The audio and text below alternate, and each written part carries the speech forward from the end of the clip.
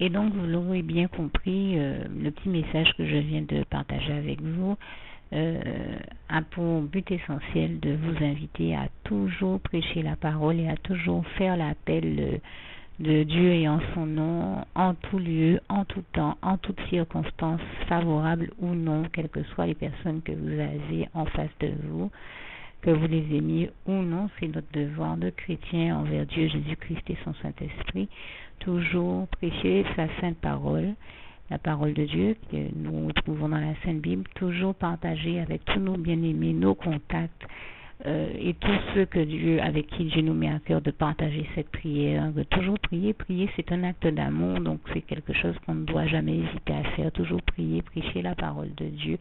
C'est à cette prière d'appel que je vais rajouter donc à ce document, avec tous ceux avec qui Dieu vous mettra à cœur de partager cette prière et de prier.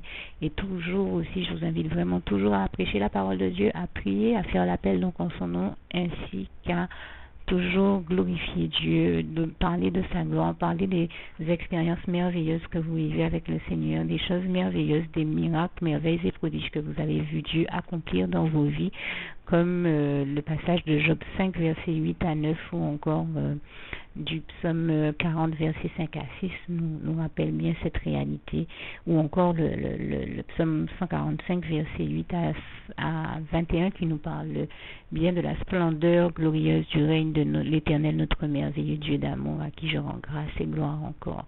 Donc que Dieu vous garde et vous bénisse tous, et je termine avec le souhait de mon cœur pour vous, Philippiens 4, verset 7, que la paix de Dieu qui surpasse toute intelligence garde vos cœurs et vos pensées en Jésus-Christ.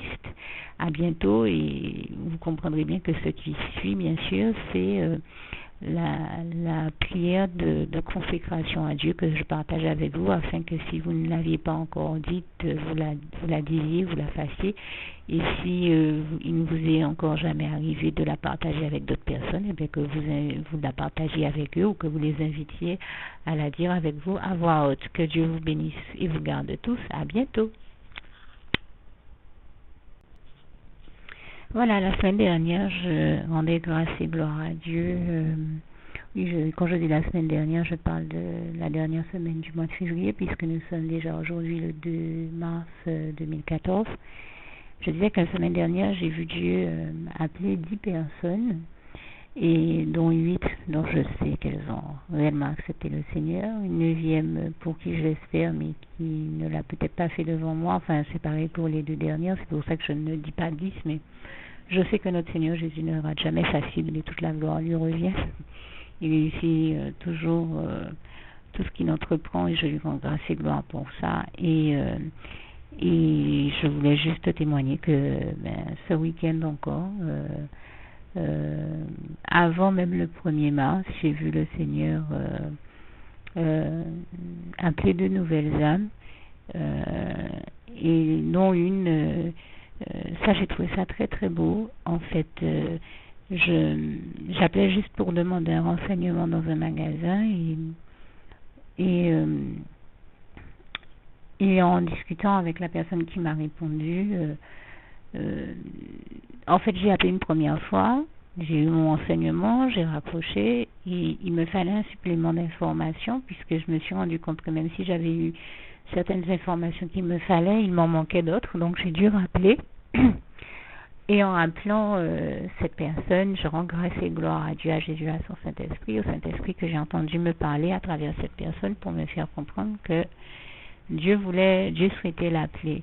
Donc, je lui ai demandé s'il acceptait de prier. Il a accepté volontiers. Il a accepté le Seigneur, même dans un magasin comme ça. Ça s'est très bien passé. Et si je témoigne de ces choses, mon seul but n'est pas de m'en glorifier, mais de témoigner de la gloire de Dieu, et de dire à tous ceux qui, comme moi, sont chargés de faire l'appel de la part de Dieu, de ne jamais se laisser décourager, de ne surtout pas se laisser aller au découragement, mais de continuer à donner la parole de Dieu et à prier, à appeler au nom de Dieu, de Jésus-Christ et de son Saint-Esprit, tous ceux que Dieu vous amènera et vous mettra à cœur d'appeler, parce que tout ce que nous faisons dans le Seigneur, le travail que nous faisons dans le Seigneur et pour le Seigneur n'est jamais vain. dès que c'est pour le Seigneur Jésus, ça va toujours porter ses fruits. Et donc, même dans les magasins, dans les entreprises, partout où vous passez, les lieux publics, même dans les lieux où soi-disant il est officiellement interdit de parler de Dieu, je rappelle que même si les diaboliques ont fait noir sortir qui dit ça, mais Dieu a créé tout lieu qui existe et tout ce qui existe. Donc le minimum que nous puissions faire, c'est bien de parler de Dieu et de la gloire de Dieu, de son amour, de sa bonté, de la lumière, de l'amour qu'il est, de la merveille qu'il est, puisque l'amour et la lumière sont sa substance même, et que je vous rappelle que 1 Jean 1 verset 5 nous le précise bien. La bonne nouvelle que nous avons reçue de lui, c'est que Dieu est lumière et qu'en lui il n'y a point de ténèbres. Et 1 Jean 4 verset 8 à 21 nous dit bien que Dieu est amour. Et donc, n'hésitez pas à chaque fois, je crois que ce monde-là est en souffrance, et en plus d'être en crise, il est en souffrance, il a besoin de savoir que le seul qui peut le délivrer de la crise et de toute forme de souffrance et de toute forme d'enfer, c'est Dieu, c'est Jésus-Christ et son Saint-Esprit. Donc, n'hésitez pas, à chaque fois que vous en avez l'occasion, l'opportunité, à prêcher la parole et à faire l'appel pour Dieu, que je vais d'ailleurs ajouter à ce document. Que le Seigneur vous bénisse et vous garde tous. À bientôt.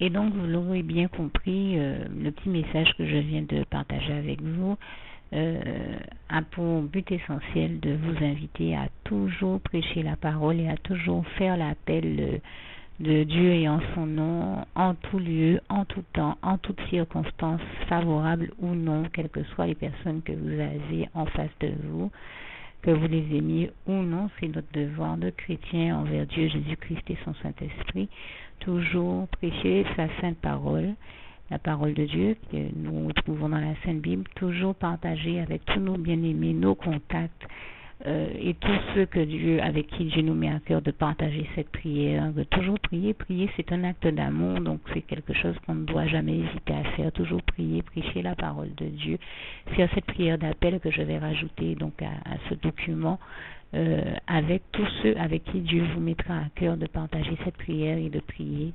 Et toujours aussi, je vous invite vraiment toujours à prêcher la parole de Dieu, à prier, à faire l'appel donc en son nom, ainsi qu'à toujours glorifier Dieu, de parler de sa gloire, parler des expériences merveilleuses que vous vivez avec le Seigneur, des choses merveilleuses, des miracles, merveilles et prodiges que vous avez vu Dieu accomplir dans vos vies, comme le passage de Job 5, versets 8 à 9, ou encore du psaume 40, versets 5 à 6, nous rappelle bien cette réalité, ou encore le psaume 145, verset 8 à 21, qui nous parle bien de la splendeur glorieuse du règne de l'Éternel, notre merveilleux Dieu d'amour, à qui je rends grâce et gloire encore.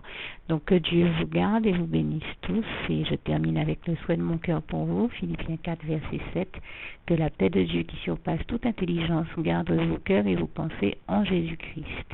À bientôt, et vous comprendrez bien que ce qui suit, bien sûr, c'est la prière de consécration à Dieu que je partage avec vous, afin que si vous ne l'aviez pas encore dite, vous la disiez, vous la fassiez, et si il ne vous est encore jamais arrivé de la partager avec d'autres personnes, et bien que vous la partagiez avec eux, ou que vous les invitiez à la dire avec vous à voix haute. Que Dieu vous bénisse et vous garde tous. À bientôt. Alors, je vous disais tout à l'heure que rien de ce que nous faisons dans le Seigneur, le travail que nous faisons dans le Seigneur Jésus-Christ, nous ne le faisons pas en vain.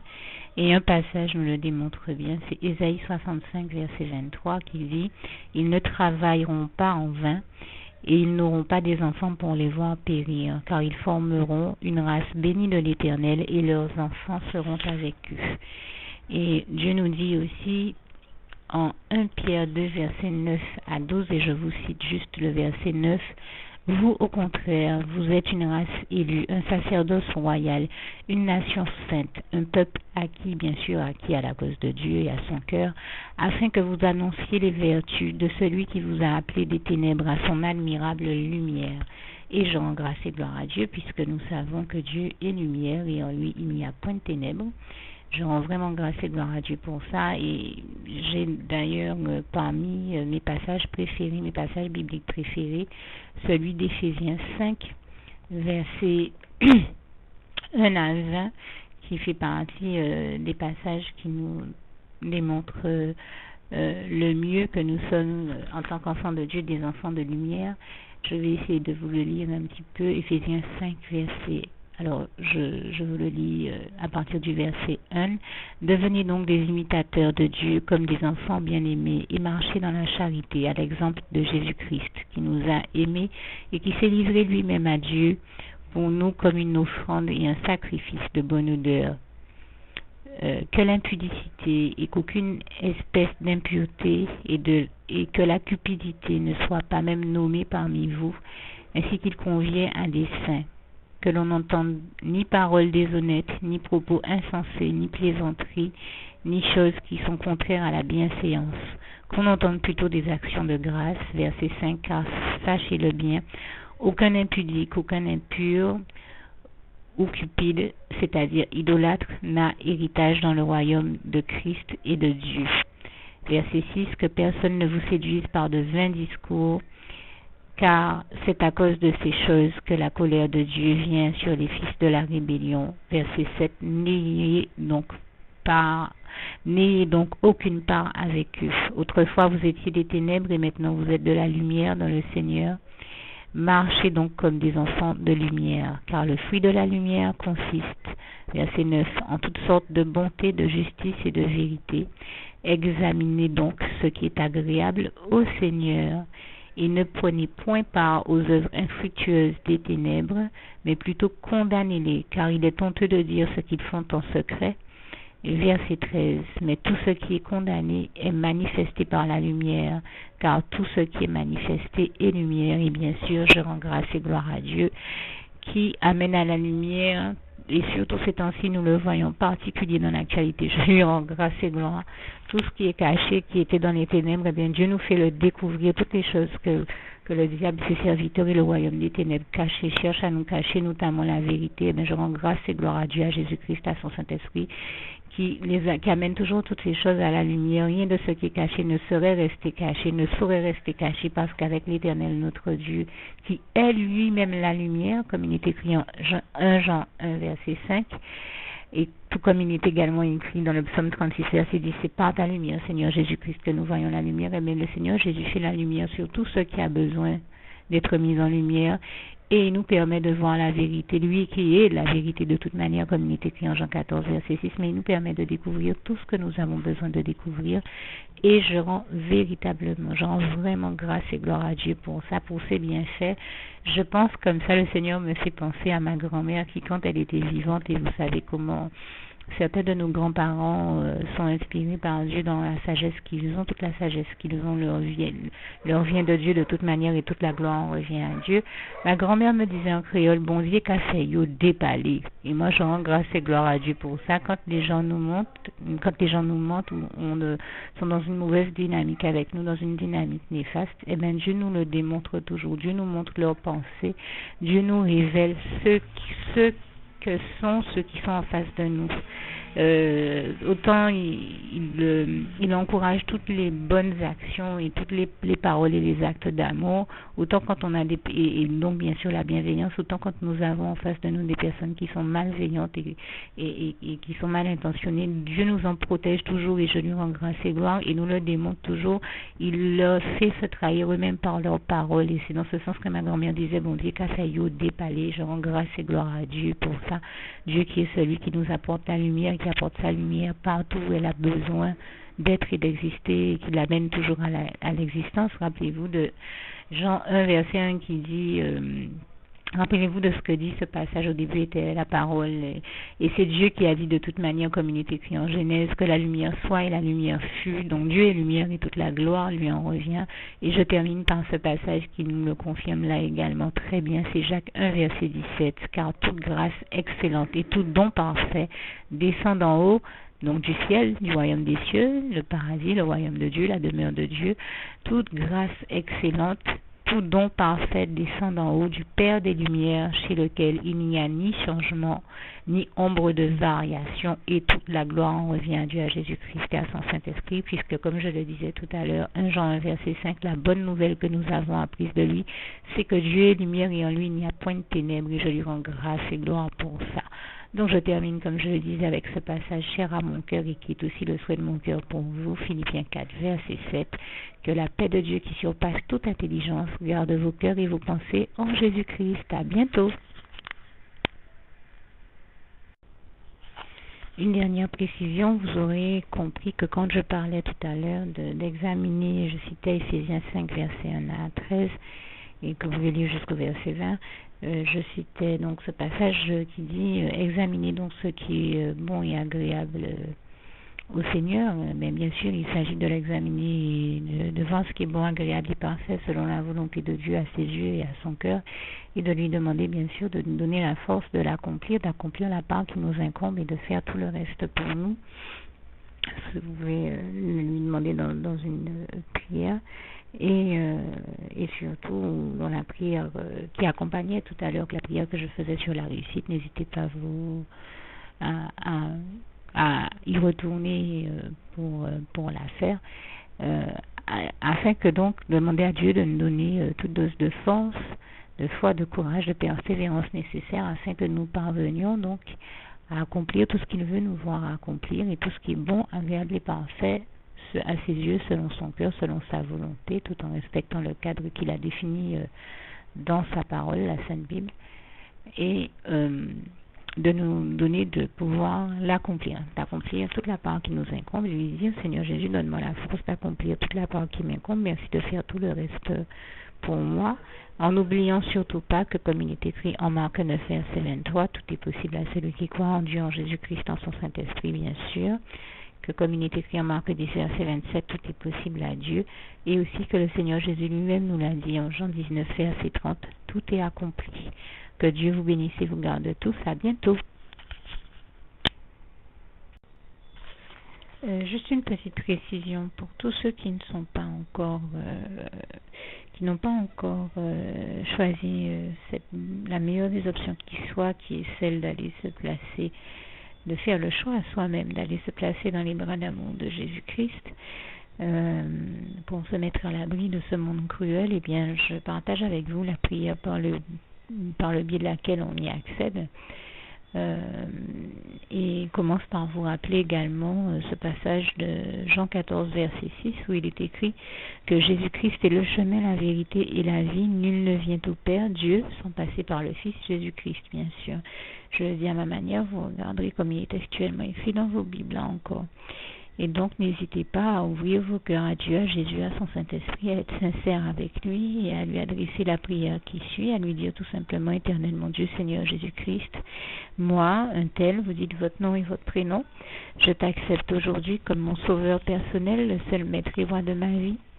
Je remets toute ma vie entre tes mains puisqu'elle t'appartient, Éternel mon Dieu, puisque tu l'as créée, cette vie. Donc tu en es donc le seul maître et propriétaire comme de tout ce qui existe dans tout l'univers. Je remets donc toute ma vie entre tes mains, je te la donne. Merci, Éternel mon Dieu, aussi de permettre que cette vie que tu m'as donnée continue à être à ta gloire et que je continue à te servir et à t'appartenir pour l'éternité, d'éternité en éternité. Merci aussi, Seigneur, de faire que je continue donc à te servir et à t'appartenir pour l'éternité, d'éternité en éternité. Et aussi, Seigneur, de m'accorder la grâce de ton pardon et de ta miséricorde pour tous les péchés que j'ai commis tout au long de ma vie, jusqu'à la date d'aujourd'hui incluse. Et c'est au nom puissant du Seigneur Jésus-Christ que j'ai fait cette prière. Et à vous tous qui avez fait cette prière, je vous dis que Dieu vous bénisse abondamment, puissamment, richement, et surtout n'hésitez pas à la partager avec tous vos proches et contacts, amis, membres de vos familles, collègues, bien-aimés, tous ceux que vous aimez, et surtout tous ceux à qui Dieu vous mettra à cœur, avec qui Dieu vous mettra à cœur de la partager. Et comme j'aime à le dire, si vous n'avez pas encore pris le temps de faire cette prière, comprenez bien que voilà, ça ne vous coûte rien de la faire, c'est gratuit, c'est indolore, et que voilà, vous n'êtes pas obligé de me croire, mais moi il m'est arrivé tout comme vous de devoir faire cette prière un jour dans ma vie Et quand on m'a proposé de la faire, je me suis dit, et si c'était vrai, et si c'était vraiment Dieu qui, par ce biais-là, m'appelait à lui et me demandait de lui donner ma vie, de l'accepter, c'était Jésus qui était en train de vraiment me tendre la main et qui était en train de me demander de l'accepter comme mon sauveur personnel, je ne pourrais pas passer à côté de l'occasion de lui dire oui. Parce qu'il faut aussi que je reste ouvert ou ouverte à ce que Dieu peut avoir à me dire. Il faut que je garde mon cœur et mon intellect ouvert à ce que Dieu peut avoir à me dire. Donc je me suis dit, je ne peux pas courir le risque de passer à côté de mon éternité, de passer à côté des meilleures choses de la vie, surtout si le maître et créateur de la vie m'appelle et cherche à me sauver. Pour être sauvé, il faut bien que je lui dise oui, que je souhaite qu'il me sauve. Oui, Seigneur Jésus-Christ, je t'accepte comme mon sauveur personnel. Et c'est le sens de cette prière. Et comme je dis, elle ne nous coûte rien à faire. Et puis surtout, moi je vous dis, du jour où je l'ai faite, j'ai vu Jésus changer ma vie en mieux sur tous les plans. Et donc je crois que ça ne vous coûtera rien, ça ne vous coûte rien vous non plus de la faire et puis d'expérimenter, de regarder comment les choses vont se dérouler dans votre vie, de regarder Jésus changer votre vie en mieux, à vous aussi. Et d'en faire l'expérience. Et pour en faire l'expérience, il faut commencer par faire cette prière. Donc si vous ne l'avez pas encore dite, réembobinez tout simplement cette vidéo ou ce document si vous préférez.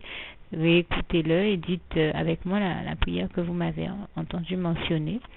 Et n'oubliez surtout jamais que tout est possible à celui qui croit en Dieu, en Jésus-Christ et en son Saint-Esprit, comme il est écrit en Marc 9, verset 23, et que tout est possible à Dieu, comme il est écrit en Marc 10, verset 27.